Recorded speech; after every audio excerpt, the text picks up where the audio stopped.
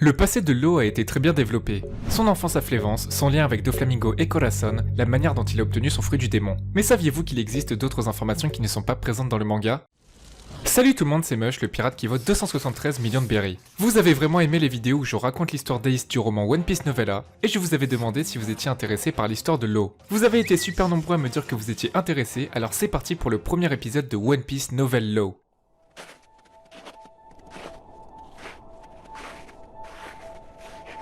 Après le sacrifice de Corazon, Trafalgar Law a réussi à s'échapper de l'équipage de Doflamingo. Il marcha pendant 3 jours sur l'île de Swallow. Complètement épuisé et sur le point de s'effondrer, il continue de suivre les instructions de Corazon pour se rendre dans la ville voisine. C'est ainsi qu'il arrive dans un endroit appelé Pleasure Town. Il est très méfiant car il ne veut pas que les habitants découvrent qu'il est atteint du saturnisme, l'épidémie qui était présente dans sa ville natale. Il arrive finalement dans une grotte. Il souffre des effets de la maladie et sait qu'il peut mourir à tout moment. Il venait tout juste d'obtenir le pouvoir de son fruit du démon, l'Opéopénomie. Il ne sait pas comment s'en servir mais parvient tout de même à activer une room. Il commence à chercher le blanc de plomb dans son corps pour le retirer. Grâce aux connaissances médicales que ses parents lui ont enseignées, il arrive à retirer le plomb de son foie.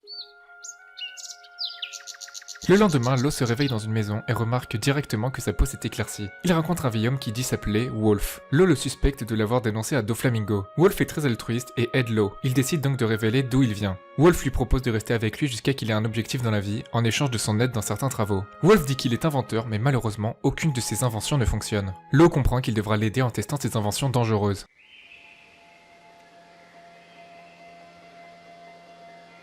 Ils partent faire des expéditions de chasse. Law découvre que Wolf est très habile avec un fusil. Tout se passe pour le mieux pour Law. Il est heureux et se sent bien avec Wolf. Pendant que Wolf se rend au marché pour vendre ses inventions, Law se promène dans la forêt. Il aperçoit 2 garçons en train de frapper un ours polaire. Les 2 garçons le voient et décident de se battre contre lui. Law active une room dans les airs et utilise Shambles pour les transposer avec les 2 garçons. Ils finissent assommés par la chute. L'ours polaire remercie Law. Il dit qu'il s'appelle Beppo. Il explique qu'il voulait juste devenir ami avec ses garçons. Beppo dit qu'il vient de Zou, dans le Nouveau Monde, et qu'il est parti pour tenter de retrouver son frère Zeppo. Cependant, il est accidentellement monté à bord d'un navire qui se dirigeait vers North Blue et il s'est retrouvé ici. Son objectif est d'apprendre à naviguer pour revenir à Zou. Law demande à Beppo de l'accompagner et ils retournent tous les deux chez Wolf. Wolf, en apprenant l'histoire de Beppo, accepte immédiatement de l'héberger aussi longtemps qu'il le souhaite. Un soir, juste avant de dormir, Beppo demande à Law pourquoi il l'a pris avec lui. Law hésite et répond que bien qu'il ait perdu beaucoup de proches à Flévence et que depuis ces jours il ne fait plus confiance à personne, la bonté de Corazon et de Wolf faut regagner cette confiance perdue envers les gens. Un mois plus tard, Law et Beppo se promènent et entendent une explosion dans la forêt. Ils courent directement sur le lieu de l'explosion et découvrent les 2 garçons qui avaient frappé Beppo. Ils étaient sur le point de mourir après avoir été attaqués par un sanglier. Le bras d'un des garçons avait été arraché. Law et Beppo portent les 2 garçons jusqu'à la ferme de Wolf. Beppo essaie d'arrêter l'hémorragie et Law arrive à rattacher le bras du garçon. Ils ont besoin d'une transfusion et la seule personne qui est du même groupe sanguin est Wolf. Sans hésiter, il accepte de donner son sang aux 2 garçons. Après plusieurs heures, il termine l'opération et s'effondre de fatigue. C'est au réveil qu'il découvre que les 2 garçons vont bien.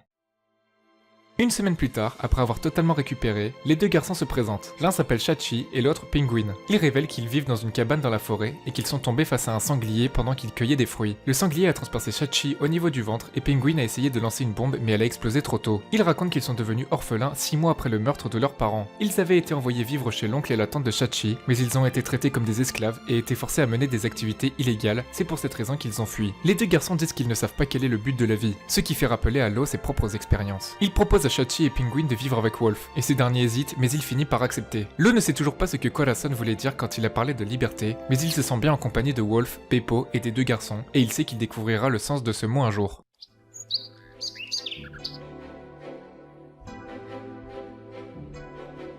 Cela fait 2 mois que Law vit chez Wolf avec les autres. Il est rassuré de savoir qu'il est traité comme une personne et non pas comme un outil comme dans l'équipage de Doflamingo. De temps en temps, Law entraîne ses amis et enseigne le maniement des armes. Un jour, Wolf demande aux garçons de l'accompagner à Pleasure Town. On raconte qu'il y a 20 ans, la ville a été attaquée par des pirates et les citoyens avaient mis en place des règles leur permettant de se traiter avec le plus de respect possible. Wolf emmène Shachi et Penguin chez l'oncle et la tante de Shachi. En les revoyant, l'oncle propose de les racheter. Law remarque que l'oncle les traite comme des objets et s'apprête à les attaquer. Mais c'est Wolf qui intervient en premier et qui frappe l'oncle. Il avait d'abord prévenu la police des crimes commis par l'oncle et la tante et les 2 se font arrêter. Plus tard, Law travaille dans une clinique de médecins. Beppo commence à apprendre les arts martiaux. Un soir, Penguin parle d'un trésor à Swallow Island qui avait été caché il y a 60 ans par un équipage décédé après une épidémie.